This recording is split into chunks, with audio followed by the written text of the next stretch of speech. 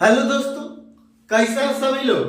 आप सभी का आपका अपना चैनल IND मैथ रिजल्ट्स में आपका स्वागत है और मेरा नाम नीतीश चौधरी है। हम लोग प्रॉफिट एंड लॉस में नंबर ऑफ आर्टिकल्स वाले टाइप हम लोग पढ़ रहे थे, उसका कॉन्सेप्ट और लगातार 5-7 क्लास हम लोग सवाल देख चुके हैं। आज हम लोग उससे अगला कॉन्सेप्ट पर आधारित प्रश्न देखेंगे। चलिए हम लोग सवाल देखते हैं। सवाल कहता है, आपको सवाल दे देगा कोई वस्तु को 10% मतलब कोई वस्तु को 10% हानि पर बेचे। जैसे में आप एग्जांपल समझिए, कोई भी चीज अपने आप में 100 होता है, कोई भी चीज अपने आप में 100 होता है। 10% हानि पर 10% हानि पर बेचा, 10% हानि पर बेचा मतलब ये अपने आप में 100 यूनिट CP है। 10% हानि पर बेचा मतलब 100 का 10% 10 होता है, 100 में 10 घटा देंगे मतलब 90 में बेचा।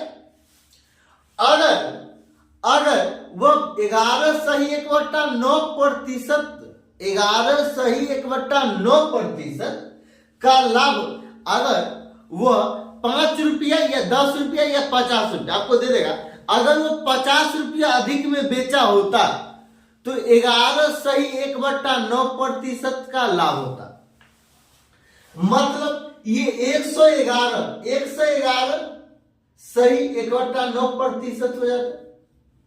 111 सही 1/9% हो जाता। और बोला कितना, 50 रुपया अधिक में बेचा होता, 50 रुपया अधिक में बेचा होता। पहले बेचता था 90 में, अब बेच रहा है 111 से 1/9 में, 11 से 1/9 में। ये दोनों पहले बेचता था इतना SP1, इसको हम लोग मानेंगे SP1, इसको मानेंगे SP2। पहले 90 में बेचता था, अब 111 से 1/9 में बेच रहा है। कहता है पहले जो मतलब 10% हानि पर बेचता है, अगर 50 रुपया अधिक में बेचा होता तो उससे 11 से 1/9% का लाभ होता। कार्य मूल्य 100 है, अब मतलब लाभ होता है 11 से 1/9% का, मतलब 111 से 1/9%, 111 से 1/9% होगा। मतलब पहले बेच रहा था 90 में, अब बेच रहा है कितना में, अब बेच रहा है 111 से 1/9% में। तो अगर 50 रुपया अधिक में बेचा होता तो 11 से 1/9% का लाभ होता। और आपसे पूछा जाएगा वस्तु का क्रय मूल्य कितना। मतलब ये 90 और 111 से 1/9% का अंतर होगा 50, इतना का अंतर होगा 50। और हमको 100 यूनिट का सिर्फ कहता है वस्तु का क्रय मूल्य ज्ञात करें, मतलब 100 यूनिट का मान को निकालने के लिए कहता है। इसी टाइप का सवाल आता है। चलिए हम लोग सवाल देखते हैं। सवाल कहता है, कोई वस्तु 10% हानि पर बेची जाती है। कोई वस्तु है जो 10% हानि पर बेची जाती है। यदि वह वस्तु 9 रुपया अधिक में बेची गई होती, यदि वह 9 रुपया अधिक में बेची गई होती तो उस पर 12 सही 1/12 मतलब 12.5% का लाभ होता। उस वस्तु का क्रय मूल्य है, उस वस्तु का क्रय मूल्य है, तो हम लोग मानेंगे माना वस्तु का CP 100। यहां पे हम लोग CP मानेंगे 100। ये CP है, ये 100 है। कहता कोई वस्तु 10% हानि पर बेचे जाते हैं, मतलब क्रय मूल्य है 100, हम 100 में खरीदे और हमको 10% का हानि चाहिए, मतलब 100 का 10% 10 होता है, 100 का 10% 10 होता है। तो 100 में 10 घटा दें -10%, 100 का 10% 10 होता है, तो 100 में से 10 घटा दें मतलब 90 में बेचा। तो SP1। यदि वह वस्तु 9 रुपया अधिक में बेची गई होती तो उसको 12.5% का लाभ होता। 100 में खरीदे और 12.5% का लाभ करने के लिए क्या करना पड़ेगा? तो 100 का 12.5% और 100 का 12.5% 12.5 होता है। तो 100 का 12.5% 12.5%, मतलब 112.5 हो जाएगा, 112.5 हो जाएगा। कहता है यदि वो 9 रुपया बेची हो गई होती तो उसमें 12.5% का लाभ होता। वस्तु का क्रय मूल्य है ये 90 है और यह 112.5 है। ये 90 और 112.5 के बीच का अंतर कितना है? यहाँ 22.5 अंतर है, 22.5। यूनिट का मान है 9 रुपया और वस्तु का क्रय मूल्य 100 यूनिट का मान पूछ रहा है। 100 यूनिट बराबर कितना हो जाएगा? 9/22.5 गुना 100। ये 100 यहां से पॉइंट उड़ाएंगे 0, 25 से काटेंगे तो 9 बार, 25 से काटेंगे तो 40 बार, 9 से 9 कैंसिल, मतलब ये 40। यही आंसर। इसका जब एक स्टेप सवाल का लेवल जब ऊपर उठेगा तो इसका टाइप 2 से मेथड 2 से बनेगा। ये मेथड 1 है, ये सवाल बनाने का मेथड 1 है। अब बताइए सवाल आपको कैसे बना देगा? जब इसका एक लेवल जब ऊपर उठेगा तो सवाल आपको बोलेगा यह कोई वस्तु यहां पे 1101/9%, यहां पे बोला जाएगा,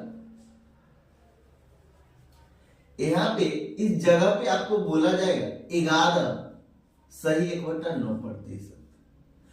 बोला जाएगा कोई वस्तु 11/1/9% हानि पर बेची जाती है।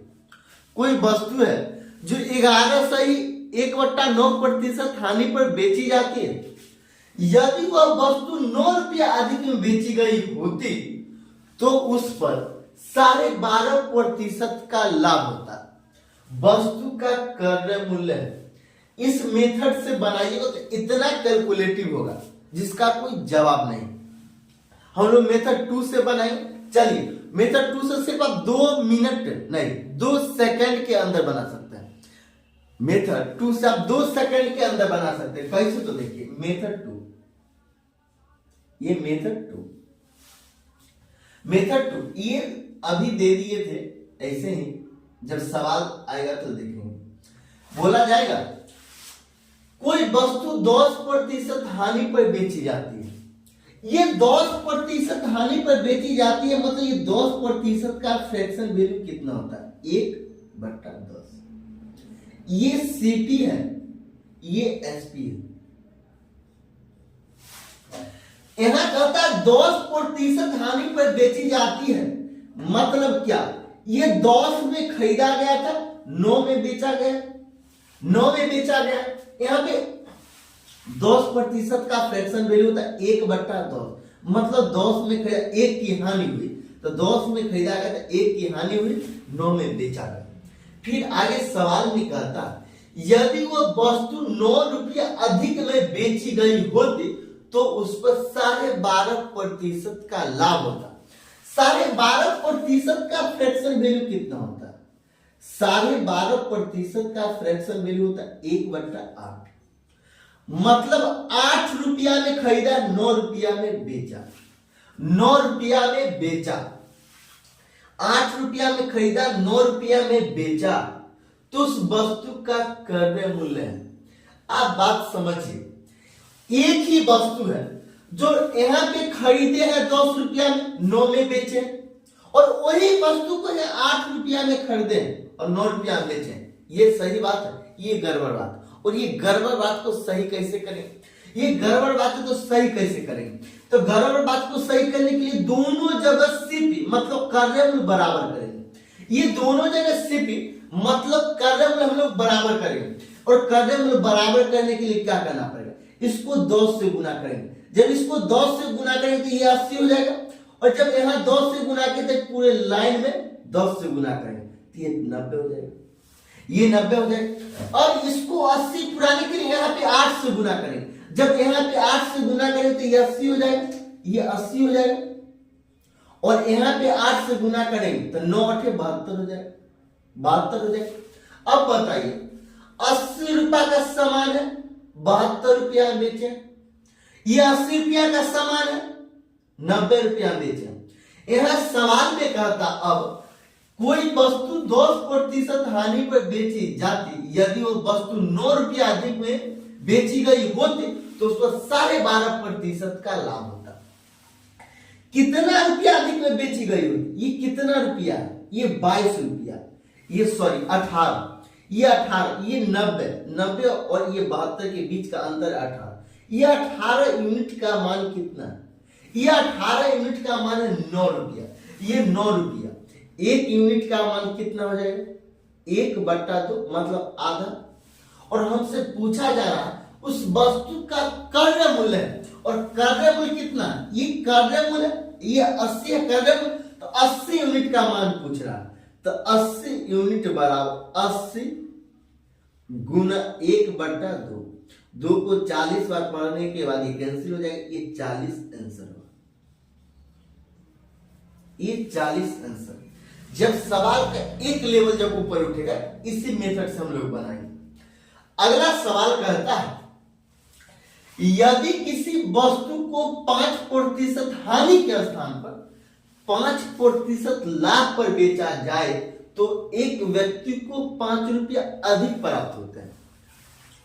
हम लोग मानेंगे माना वस्तु का सीपी, सीपी मतलब 100, सीपी मतलब 100।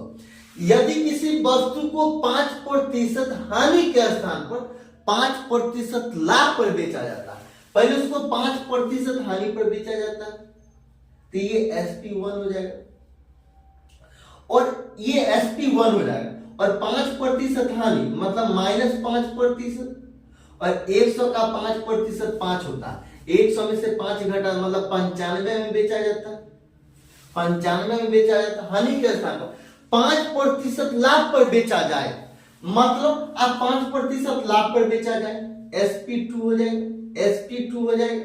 और 100 का 5% 5 होता है, और 100 में 5 जोड़ देंगे, 100 में 5 जोड़ देंगे तो 105 हो जाएगा, तो 105।